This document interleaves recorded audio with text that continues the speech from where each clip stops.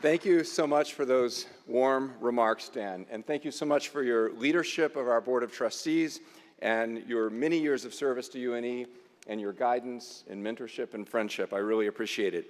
And good morning, Nor'easters. Good morning. It is so nice to see you all, to see all the families and loved ones here with us today. It's wonderful. So thank you to everyone, the students, the loved ones, the professional staff and faculty, special guests. I welcome you all to the University of New England's 2023 commencement ceremony. This week, each of our 5 colleges has recognized its graduating students in its own way, but today, this morning, we gather together as a university, all together, to honor all of our graduates and to celebrate their many accomplishments. As has become increasingly the case in recent years, today's festivities have an international flair. Many of our students, especially from our College of Professional Studies in particular, have traveled great distances to be here, and others who cannot attend in person are watching this ceremony online from various points around the world. Students, whether you're here today in person or whether you're watching from distant parts of the U.S. or from your homeland, this ceremony marks the culmination of your hard work. It offers occasion for you to reflect on how far you've come, to celebrate your remarkable accomplishments, and to look ahead to the amazing things that you will do. This is also a very special day for your loved ones who've supported you in your pursuit of higher education, and for the professors and members of our professional staff who've guided you in your learning at UNE. We are all so proud of you. On a personal level, I've gotten to know many of you firsthand during your time with us, and I will miss you. Thank you for bringing your intelligence, your curiosity, your creativity, and your compassion to our community. Each of you has made your own special mark on our campuses and our programs, and they won't be quite the same without you.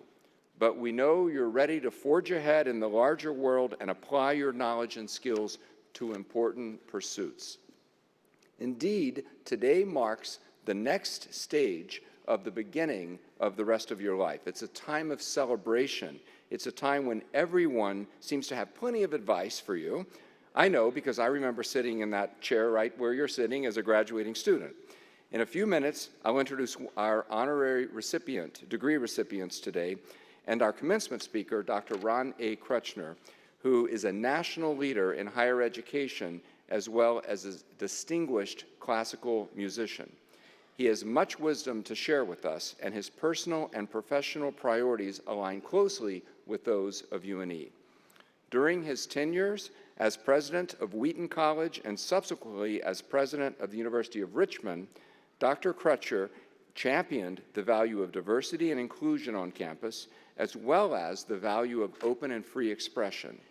Like me, Dr. Krutchner understands that these two imperatives, which are sometimes thought to be at odds with one another, are in fact inextricably linked, and that connection is what I would like to reflect on as I take a few minutes to speak with you this morning.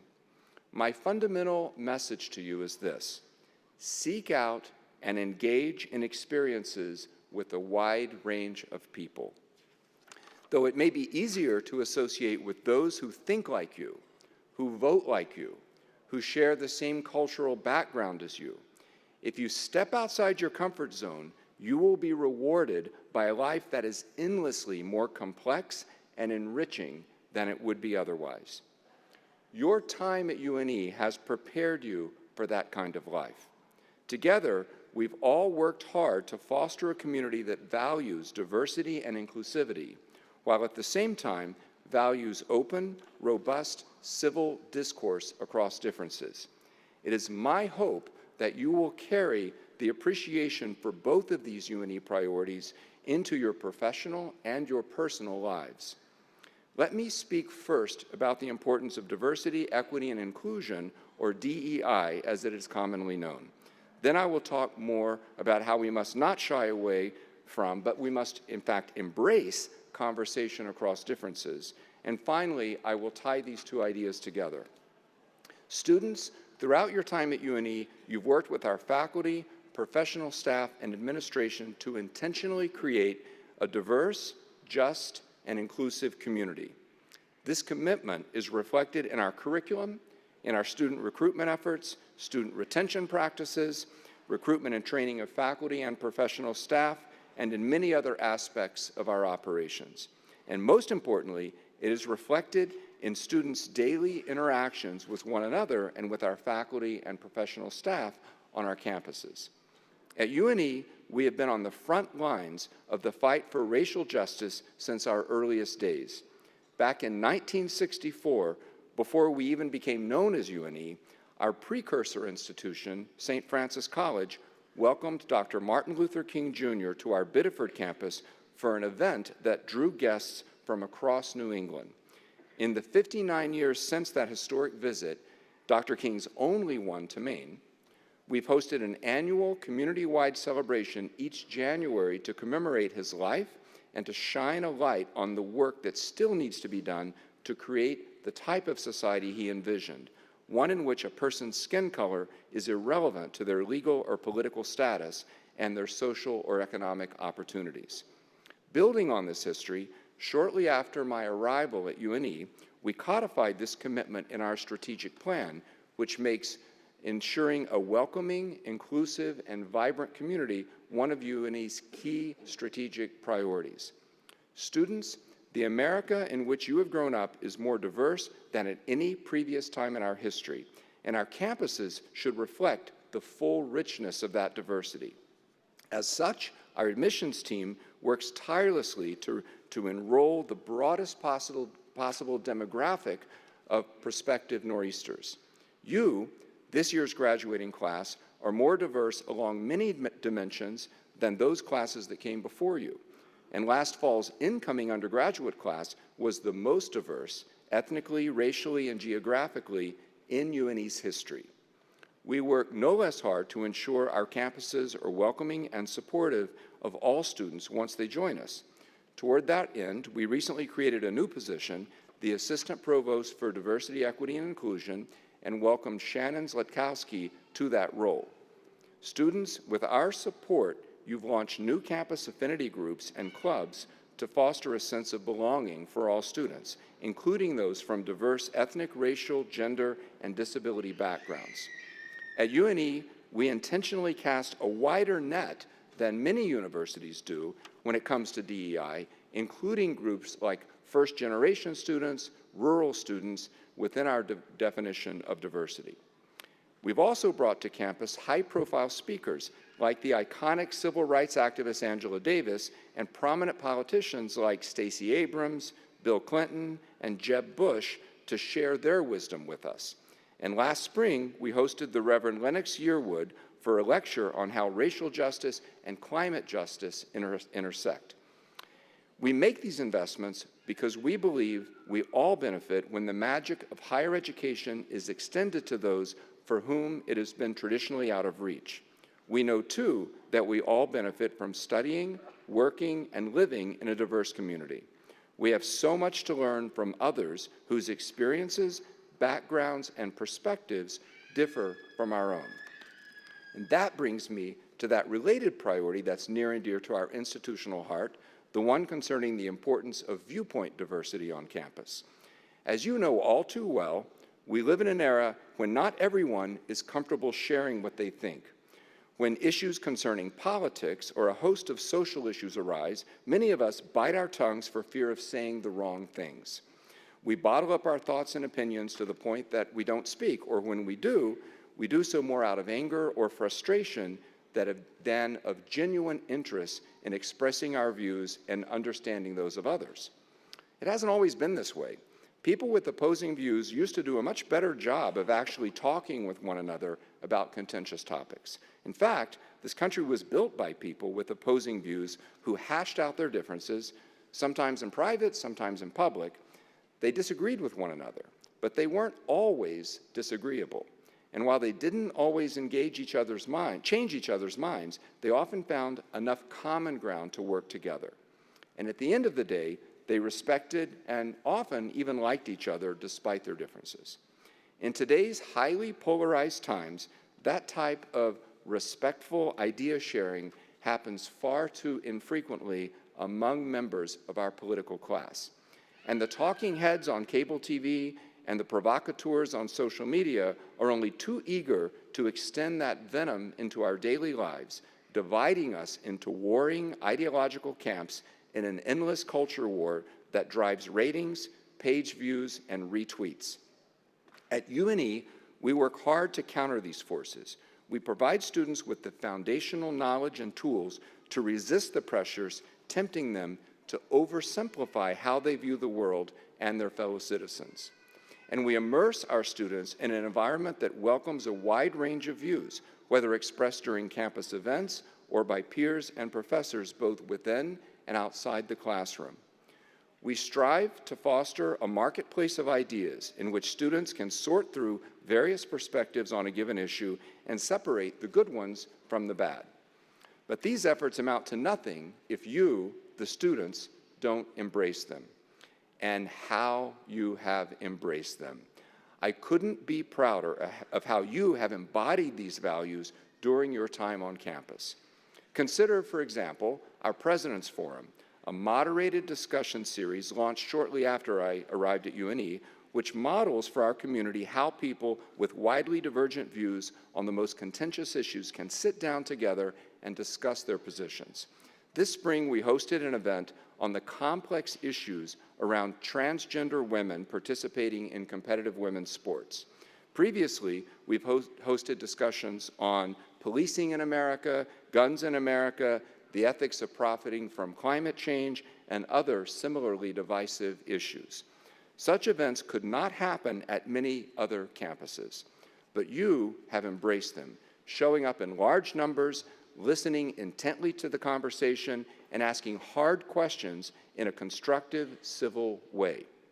Indeed, you have modeled to the world how to engage thoughtfully with difficult ideas. Your participation has likewise been remarkable at other events on campus. For the past 14 years, our Center for Global Humanities lecture series has been bringing speakers from across the ideological spectrum to campus. These speakers have often commented to me afterwards that they were so impressed by your thoughtfulness and level of engagement on their topics. Our final lecture this spring was by Suffolk University historian Robert Allison, who offered a critical appraisal of the New York Times 1619 Project, which argues that the arrival of the first enslaved peoples in North America constitutes the true founding of our nation. And this came just a few weeks after a different campus lecture entitled American Slavery Did Not End in 1865 by historian, genealogist, and civil rights activist Antoinette Harrell. These events are just a few examples of how we welcome a wide range of views on controversial issues at UNE. I could go on and on listing others, but I think you get the point. We believe in cultivating robust discourse on important topics and doing so from a perspective of intellectual humility, curiosity, and civility. Now, one might wonder, how can these two goals coexist, creating a welcoming and inclusive campus culture on the one hand, and maintaining a campus culture where practically all viewpoints are welcome, even ones that some of us might find unsettling? And the truth is, on many colleges' campuses today, these two things don't coexist, at least not very well. Too often, people who are politically progressive on matters concerning race and racial justice are willing to engage with people, who are unwilling to engage with people who take a more conservative stances on these issues for fear of merely having a conversation validates the other side. Incidents of campus groups protesting, shouting down, or disinviting conservative speakers have been well documented. When this happens, everyone loses. Institutions of higher ed get maligned as being progressive echo chambers, and students don't have a chance to develop the critical thinking skills they need to navigate our complex world. Several of the issues that divide us today involve race or other DEI-related issues, and they are exactly the kinds of issues we need to be talking about, but too often aren't. If we're ever to overcome the mistrust, resentment, and anger these issues evoke in large segments of the public, we need to sit down with those who think differently from us and have frank, respectful discussions. And you know what these issues are: racial bias in policing, reparations for the descendants of enslaved people, the teaching of critical race theory, the teaching of America's colonial past, affirmative action in college admissions, and so on. Many of the other particularly contentious issues today concern how we view gender, gender identity, sexual preference, and the like. What books should be allowed in school libraries and classrooms? What language do we use to refer to ourselves and others? What bathrooms can people use, and which athletic teams can they join? For each of these issues, there tends to be an orthodox view on the right and an orthodox view on the left. A conservative should think X and a liberal should think Y. So what's the point of even having a conversation? When we resort to this sort of knee-jerk tribalism, we're not really thinking critically or honestly. We don't seriously consider the possibility that the other side might have a point about a given issue. We disregard nuance, and we forego the possibility of compromise. As a consequence, the divisions between us only grow. Thus, the perceived conflict between DEI and viewpoint diversity on many campuses has real consequences. But I've long held that these two worthy commitments don't have to butt up against each other at all. In fact, I believe that we can't truly move the needle on our DEI initiatives without a robust marketplace of ideas. When it comes to difficult issues like these, we must encourage discourse from across perspectives in order to clarify the issues at hand, to identify the best strategies for addressing them.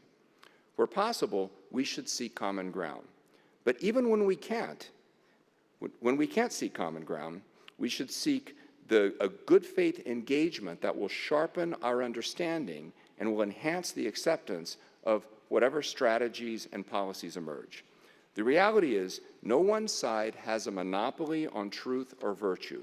Many of these issues are complex and defy easy answers. Otherwise, we would have moved past them already. No person makes the case better for this sort of treatment of complex and contentious issues than today's commencement speaker, Ronald A. Crutcher. I look forward to telling you more about Dr. Crutcher and to hearing what he has to say shortly. But before we get to that part of today's program, we have some other business to attend to. And that begins with honoring and thanking some of the people who have helped you reach this milestone. First, let us recognize the individuals who've been your teachers and mentors in the classroom, the field, the lab, the clinic, on overseas adventures, and elsewhere on and around our campuses. These people have guided your learning and have enriched your lives, just as you have enriched theirs. Many are present today, and like me, they're proud of you. I ask the members of our faculty and professional staff to please stand so we may recognize them.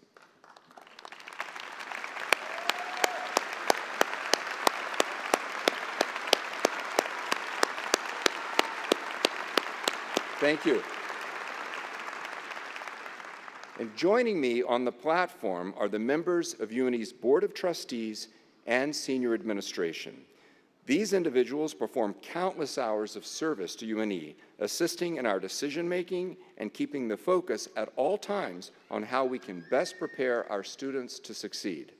I ask our trustees and senior administrators to please stand and be recognized.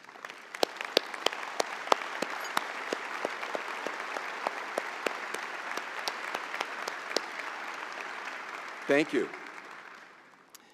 Now let us acknowledge also the special people who began shaping you long before you arrived at UNE.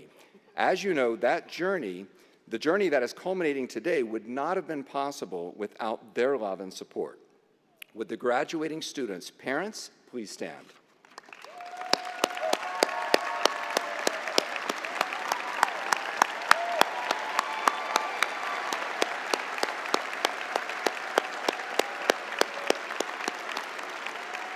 And please stay standing, parents, stay standing. And now the students' grandparents, spouses, partners, children, and other family members, please stand.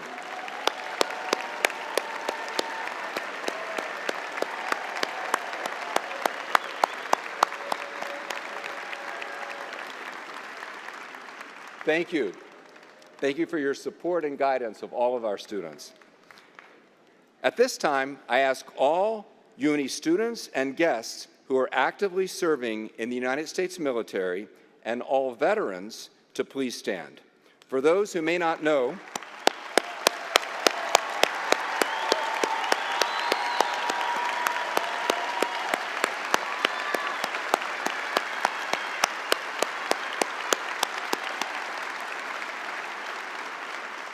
those who may not know, today is Armed Forces Day, a national holiday created by President Truman to honor our military members. And we thank you all for your service to our country. Now,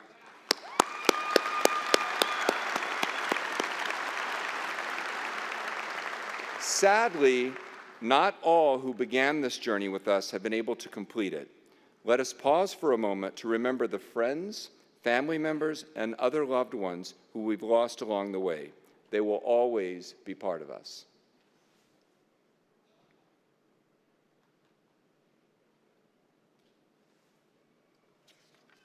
Thank you.